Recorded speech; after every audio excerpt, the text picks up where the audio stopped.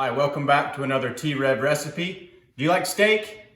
Of course you do, everybody likes steak. But steak gets a little bit old sometimes if you don't learn how to change it up. There's different things that you can do to make a regular old steak be really good. I'm gonna show you one of my favorite recipes to make any old steak turn out to be a really good meal. We're gonna start off with some filet mignon. This is from a local cattle farmer here in Morgan, Utah. The best beef I've ever had. If you guys aren't buying beef from a local farmer, you're not doing it right.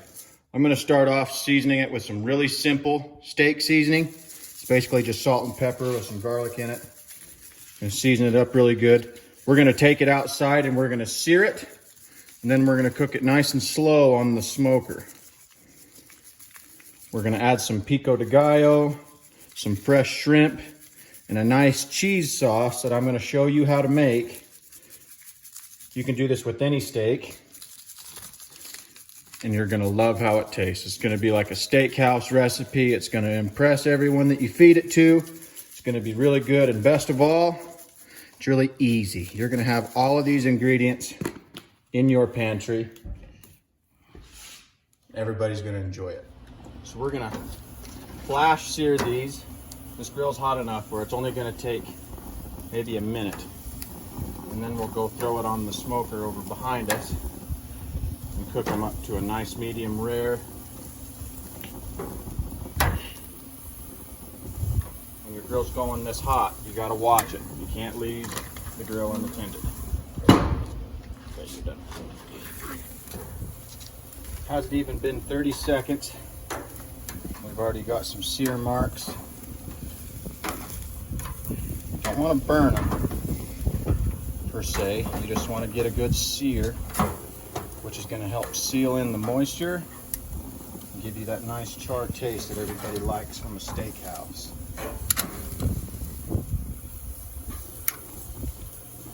Let the other side sear for just a minute. Take over to the smoker. Okay, I think they've seared long enough. Doesn't take very much. All you're trying to do is lock in the moisture. You're not trying to cook them per se. These are going to be awesome. They smell so good already.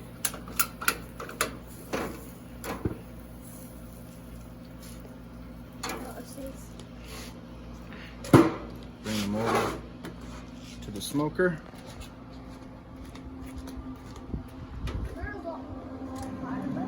I've got it set at 250 degrees, not too hot. I'll stick a probe in these and I'll come pull them when they're about 135, 140 degrees.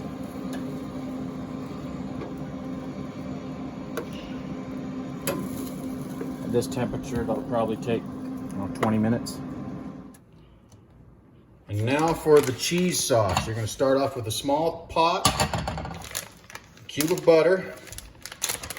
I like to mix cheese. I'm gonna go with a Colby Jack and cheddar cheese.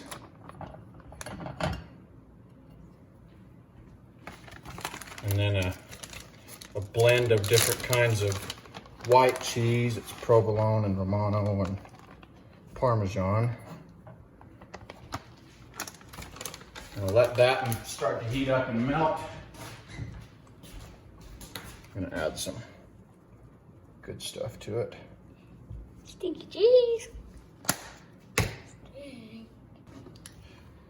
Now to make this cheese sauce be really good and have a nice flavor, we're gonna use some fresh herbs. I've got some chives, some parsley, some thyme, some oregano from my herb garden.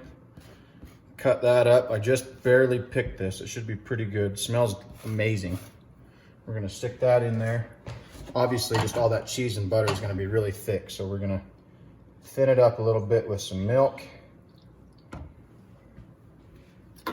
We can always add more later. Throw a lid on this. We're gonna let that melt. We'll stir it up a little bit, give it some time. What would a steak be without some potatoes? This is a really nice, easy, delicious way to prepare potatoes to go well with a steak. Get some red potatoes. cut them in half, lay them down flat, and smack them. All you're trying to do is break them up a little bit, like that.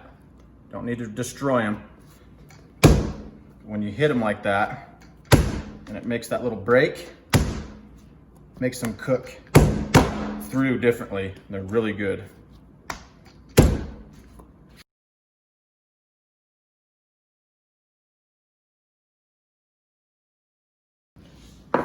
You're gonna need a mixing bowl. Toss them all in the mixing bowl.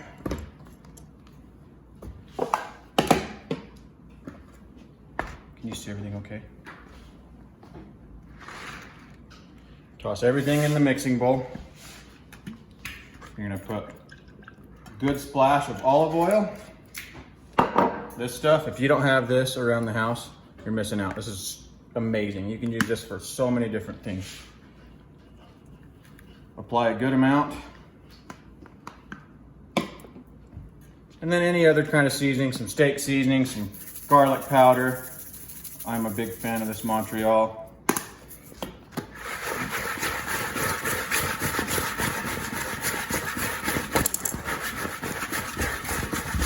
And there you go. Easy. You're gonna roast them in the oven on some sort of a baking sheet, cookie sheet. You could even go throw them out on the grill if you didn't oil them so much. Nice and easy gourmet red homemade potatoes. Nice, easy. Everybody loves these. Now we're gonna cook the shrimp. Pretty self-explanatory. Can't really mess up shrimp.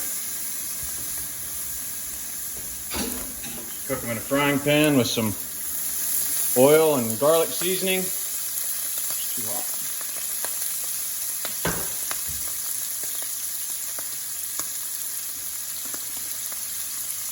You don't want to cook them all the way through just yet because you're gonna finish them off in that cheese sauce that we're making right next door here. Just get them started. Right when they turn pink, right before they're done, we'll throw them in with the cheese sauce. Or we might even throw the cheese sauce in here because it's not a very big pot that we're using. Speaking of cheese sauce, let's check in on the cheese sauce and see how it's doing. It's not quite melted yet. Might turn the heat up a little bit. We got time.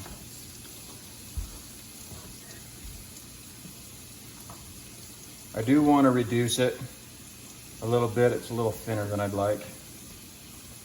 I'm going to leave the lid off. Turn the heat up a little bit.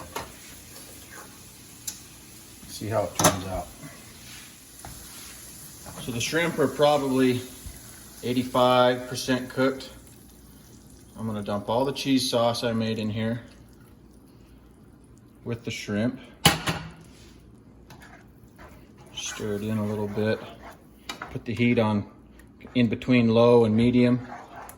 Just let it simmer and reduce. Let that shrimp flavor and the cheese mix together. That's gonna be really good on those steaks that we're making out on the smoker. It is time to pull these steaks. They feel just about right. Pull them in, cut them up, and plate it up. It is time to plate up our dinner.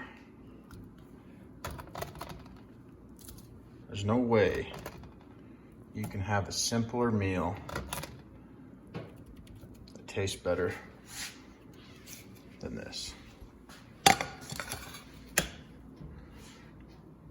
This right here, folks, is some homemade pico de gallo.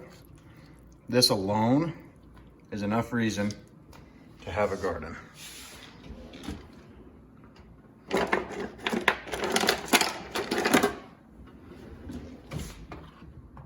Just get a little scoop of the cheese sauce that we made with the shrimp.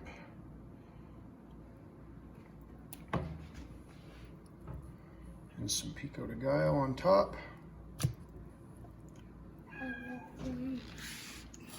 It just doesn't get better than that. Just doesn't get any better. Easiest way to make a steak turn into something fantastic.